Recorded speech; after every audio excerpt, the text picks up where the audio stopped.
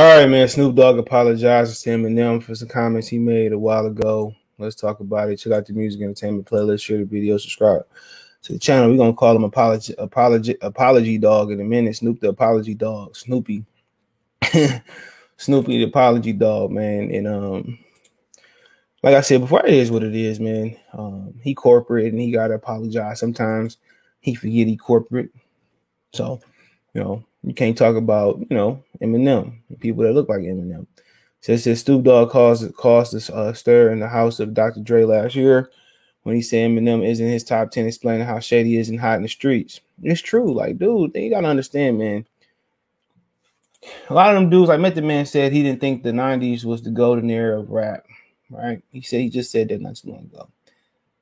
But you gotta remember, man, for them, they was there in the beginning. They was there they was there when there was the originators of rap, you know? They were there for the originators of rap. Okay, they remember the true essence and the true elements of hip hop, the b boys, the graffiti artists, all of them, the rappers, DJ when the DJ would start. You got to understand there's a disconnect. There's a disconnect from that era, even to people that grew up in the 90s like I and grew up, and we think that's the golden era of hip hop. There's a disconnect. They was there in the beginning and they know what true hip hop, was and what it is. So, most of his list was Curtis Blow and stuff like that. And people gotta understand when you grow up in a certain era of music, especially just in hip hop, because you got like white kids that grew up like now, and AC/DC is their favorite group. Hip hop curses is this lack of longevity. Outside of like Nas, J, and LL Cool J, it ain't too many guys. It's too many rappers, or too many rappers that transition, or R&B artists that transitions through eras like R. Kelly is, Chris Brown. Ain't too many of them. Okay, that's hip hop's curse. That's his curse.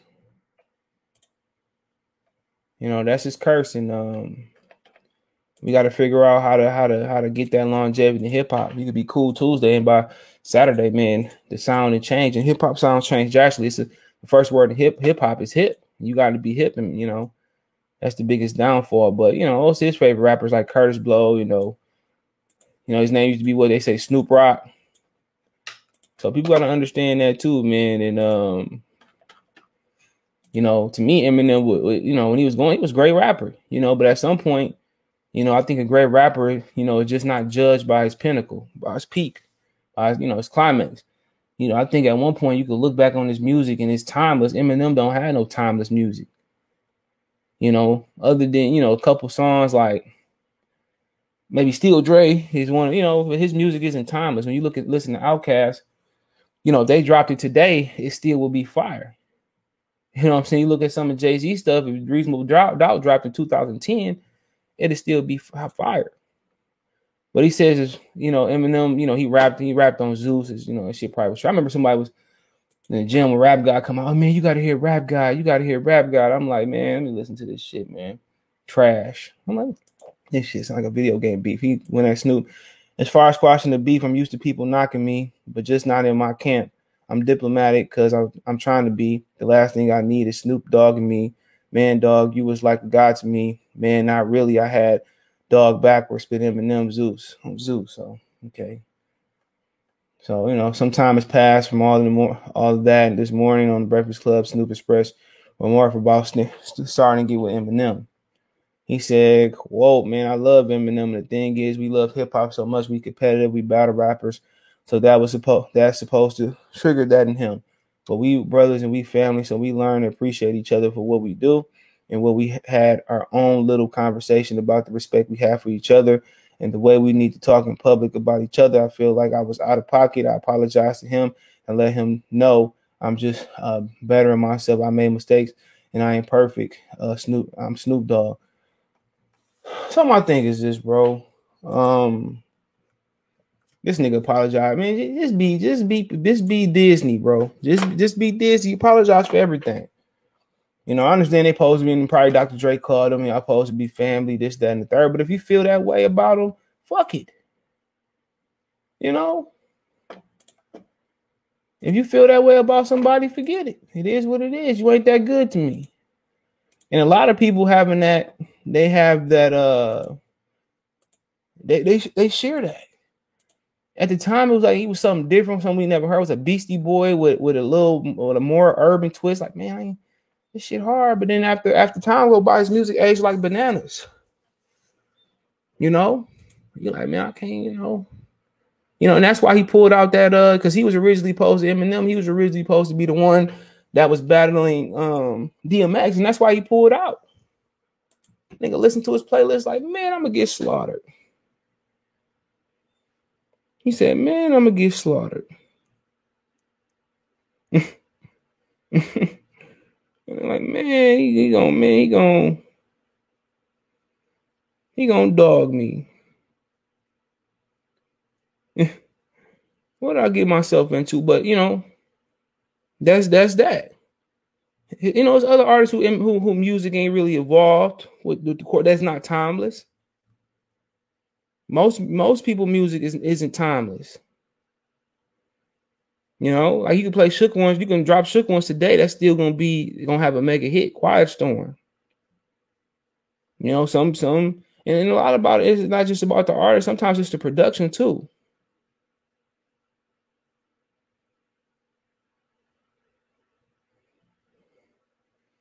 All that go together. You know, you don't know when you're making music. Sometimes you don't know if it's going to be timeless or going to evolve with time or whatever it may be, you know. But it's some music that I don't listen to today that's old school hip hop because to me it's dated.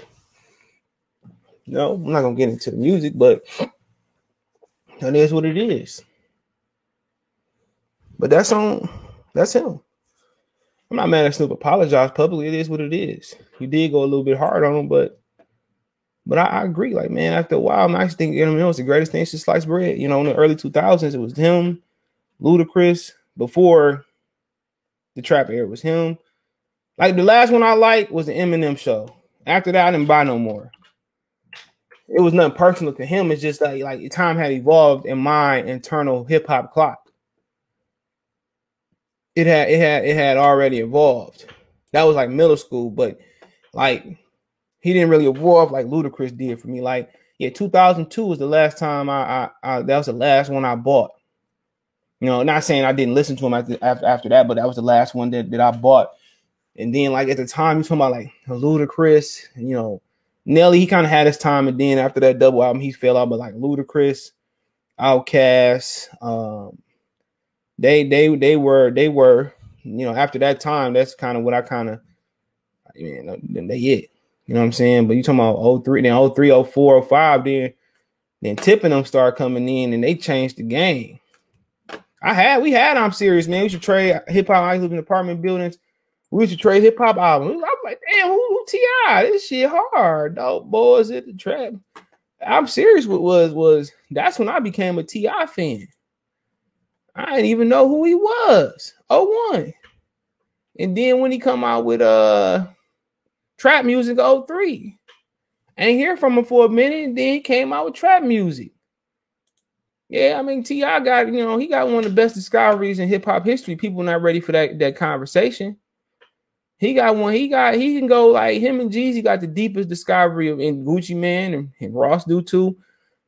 Like trap music had some of the deepest discoveries that you was gonna find. Like when you talk about, you know, Snoop Dogg, most people say, you know, he living off of the first Doggy Style, but then, you know, I think it was the second best one was like the Dog Fight, no, like The Last Meal. But then he had Rhythm and Gangsta. Like, he had a good discovery, but when you talk about niggas that, you know, like them, they had like just off regular albums, they had, you know, deep discoveries. But like as the time is just shift.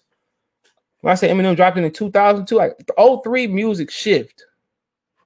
If you look at the rap albums that came out in 2003, like motherfucking trap music was probably a perfect trap album.